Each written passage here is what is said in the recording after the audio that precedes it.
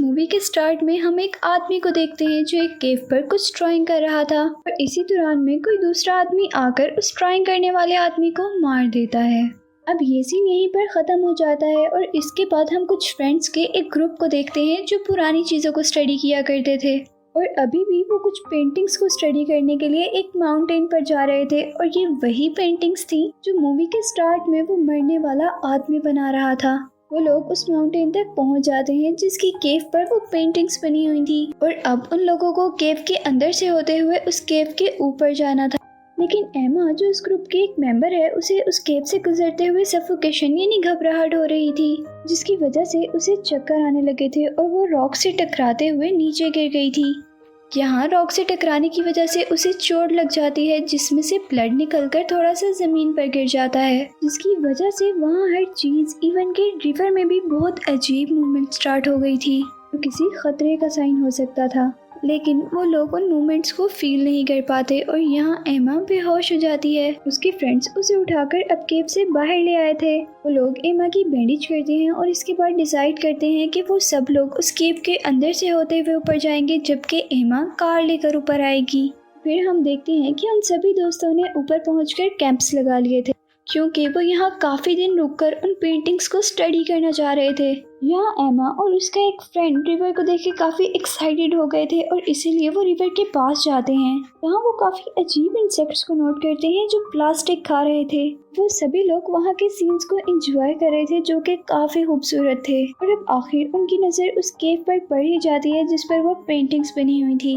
उनमें से कुछ साथी उन पेंटिंग्स को गौर से देख रहे थे और साथ ही एक लड़की उन पेंटिंग्स की फोटोज भी निकाल रही थी। अब यहाँ से बाकी सब लोग चले जाते हैं और क्रिस जो वहाँ पर फोटोज ले रही थी वो वहीं पर खड़ी रहती है जहाँ उस पर कोई अजीब एनिमल अटैक कर देता है। अब रात में सारे दोस्त वहाँ एंजॉय कर रहे थे और उसी दौरान उनकी एक दोस्त वहाँ रिवर में नहाने के लिए चली जाती है और जैसे ही वो नहाकर निकलती है तो उसकी बॉडी पर लीचीज यानी अजीब इंसेक्ट्स थे जिसे देखकर वो बहुत ज्यादा डर गई थी। हाँ, बाकी सब लोग मेल की बॉडी से वो लीचीज उतार देते हैं। उसके बाद मेल आराम करने के लिए अपने कैंप में चली जाती है।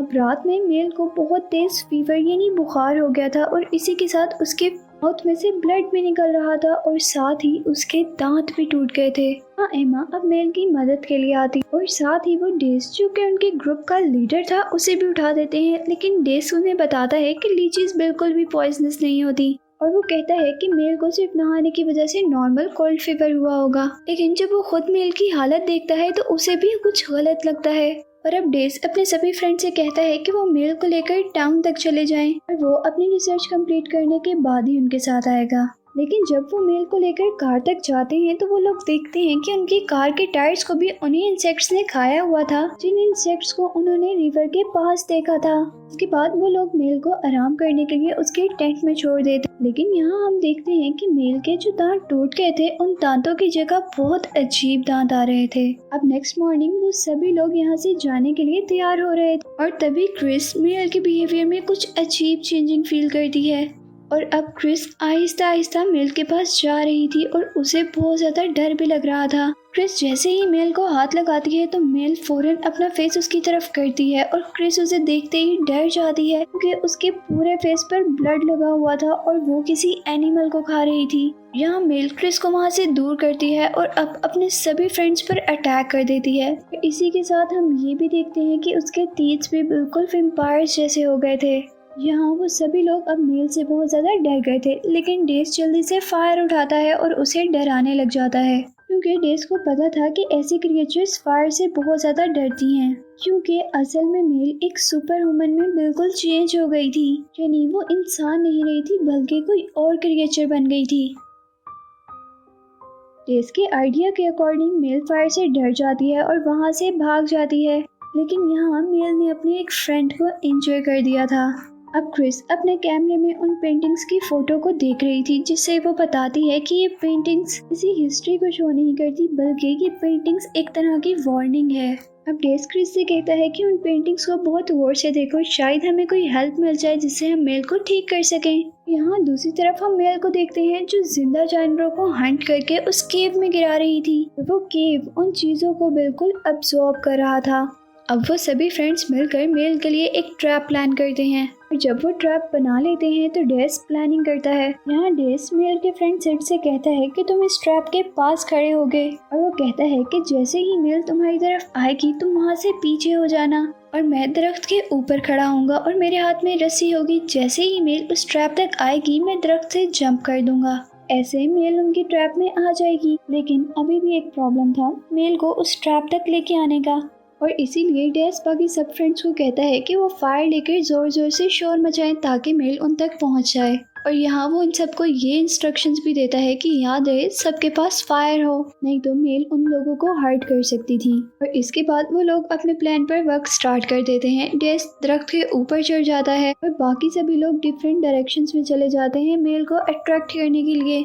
इसके बाद हम एमा को देखते हैं जिसके सामने अचानक मेल आ गई थी। यहाँ एमा उसे आग से अपने ऊपर अटैक करने से रोक रही थी, लेकिन एमा की फायर भी खत्म हो रही थी। इसी दौरान उनका दूसरा पार्टनर भी वहाँ पर आ जाता है जिसके पास फायर थी, और वो उस फायर की हेल्प से मेल को दूर रखते हुए उस ट्रैप तक आखिर ले ही आते हैं। जैसे ही मेल की नजर सिड पर पड़ती है जिसके पास फायर नहीं थी, वो सिड पर अटैक कर देती है, लेकिन सिड फौरन से पीछे हो जाता है और डैश जल्दी से दरख्त से जंप लगाता है और इस तरह मेल उनके ट्रैप में आ जाती है।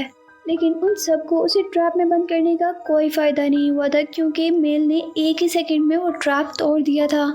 यहाँ मेल ने अपने एक साथी पर अटैक करके उसे बहुत ज्यादा इंजर कर दिया था, और फिर वो फौरन अब डेस के पीछे पड़ गई थी जो उनके ग्रुप का लीडर था। अब यहाँ एमा जो अपने उस फ्रेंड की मदद करने के लिए रुकी हुई थी, वो देखती है कि वहाँ से मेल भाग रही है और डेस ने पानी में जंप लगाकर अपने आप को बचा लिया था। लेकिन वो लोग इस बात को नहीं समझ पाते कि मेल उस पानी से डरकर क्यों भागी थी। शायद उस पानी में ही कुछ था। यहाँ डैश जल्दी से पानी से निकलकर अपने आप को चेक करता है कि कहीं वो लीचेस तो उसकी बॉडी पर अटैच नहीं हो गई, लेकिन ऐसा कुछ नहीं था। वो अभी तक बिल्कुल सेफ था। और फिर इसके बाद हम रात का सीन देखते हैं जहाँ अब डैश की तबीयत भी बहुत ज्यादा खराब हो गई थी और उन लोगों को ये पता चल गया था कि उस पानी और उस जगह में कुछ बहुत अजीब है। यहाँ क्रिस अब बहुत ज्यादा डर रही थी और वो पूछती है कि यहाँ क्या करना है, जिस पर सिड कहता है कि अब हमें डेस को मारना होगा, क्योंकि अब डेस भी सुपर ह्यूमन में चेंज होने वाला है और हम एक ही टाइम में दो लोगों से नहीं लड़ सकते। पर अब डेस को मारने के लिए कोई भी रेडी नहीं था और इसीलिए वो गेम खेलते हैं जिसमें एमा हार जाती है और रूल के मुताबिक अब एमा को डेस को मारना था। अब एमा डेस को मारने की बहुत कोशिश करती है, लेकिन वो उसे नहीं मार पाती और फिर वो वहाँ से एक बहुत बड़ा पत्थर उठाती है और जोर से डेस के सर पर मार देती है, जिससे वो वहाँ पर बेहोश हो जाता है। और इसके बाद हम देखते हैं कि वो तीनों अपनी कार तक जा रहे थे ताकि वो वहाँ से कोई वेपन ढूंढ सके जिसकी हेल्प से वो मेल और डेस को मार सकें। लेकिन अभी वो कार तक पहुँच नहीं पाते कि उनके सामने मेल आ जाती है। सिड उसे देखकर बहुत ज्यादा डर जाता और मेल उसी को इंजर कर देती। और यहाँ हम देखते हैं कि क्रिस आखिर उस कार तक आ गई थी और उसने अपने आप को उस कार में लॉक कर लिया था और एमा मेल से बचने के लिए एक केव के अंदर चली गई थी, जहाँ एमा नोटिस करती है कि मेल उस केव से बाहर ही रुक गई थी, जैसे उस केव के अंदर कोई खतरा हो। यहाँ क्रिस जो कार में वेपन ढूंढ रही थी उसके पास डेस आ जाता है और क्रिस जैसे ही वेपन लेकर बाहर निकलती है तो उस पर डेस अटैक कर देता है, लेकिन उससे पहले कि वो उसे बाइट करता है यहाँ पर मेल आकर उसे बचा लेती है। लेकिन ये क्रिस की सेफ्टी ज्यादा देर के लिए नहीं थी, क्योंकि मेल अब क्रिस को लेकर उसे उस केव के अंदर फेंक देती है जिसमें वो ऑलरेडी बहुत से जानवर फेंक चुकी थी। और नेक्स्ट सीन में हम एमा और सिड को देखते हैं जिन्होंने वो वेपन उठा लिया था जो वेपन क्रिस ने कार से ढूंढा था। जहाँ वो दोनों देखते हैं कि मेल और डेस मिलकर उनके फ्रेंड की डेड बॉडी को खा रहे थे। ये सब देखकर सिड अपना कंट्रोल खो देता है और वो डेस से जाकर लड़ने लग जाता है। अब यहाँ उन सब के दरमियान में फाइट शुरू हो गई, जहाँ एमा मेल पर अटैक कर रही थी और सिड डेस पर। यहाँ सिड और डेस एक दूसरे पर बहुत ही खतरनाक वार करते हैं, जिससे वो दोनों ही एक ही टाइम में मर जाते हैं। यहाँ पर एमा और मेल ही जिंदा बचे थे। एमा जल्दी से अपना वेपन उठाती है और फायर से उसे दूर रखते हुए केव के अंदर आ जाती है, क्योंकि एमा को पता था कि मेल केव के अंदर नहीं आएगी। यहाँ हम नोटिस करते हैं कि उस केव के अंदर कोई और क्रिएचर भी थी। एमा डरते डरते उस केव के अंदर जा रही थी जहाँ उसे क्रिस मिलती है, जिसे देखकर पहले तो वो एकदम से डर जाती है और फिर वो क्रिस को लेकर वहाँ से बाहर जाने लगती है। लेकिन उसी दौरान एमा को वो क्रिएचर पकड़ लेती है और दूसरी तरफ क्रिस उस क्रिएचर बेबी को बांट देती है और फिर क्रिस खुद ही उसे मार देती है। अब यहाँ एमा के ऊपर भी उस क्रिएचर ने अटैक कर दिया था और इसीलिए वो क्रिस से हेल्प मांगती है, लेकिन वो क्रिएचर क्रिस को भी मार देता है।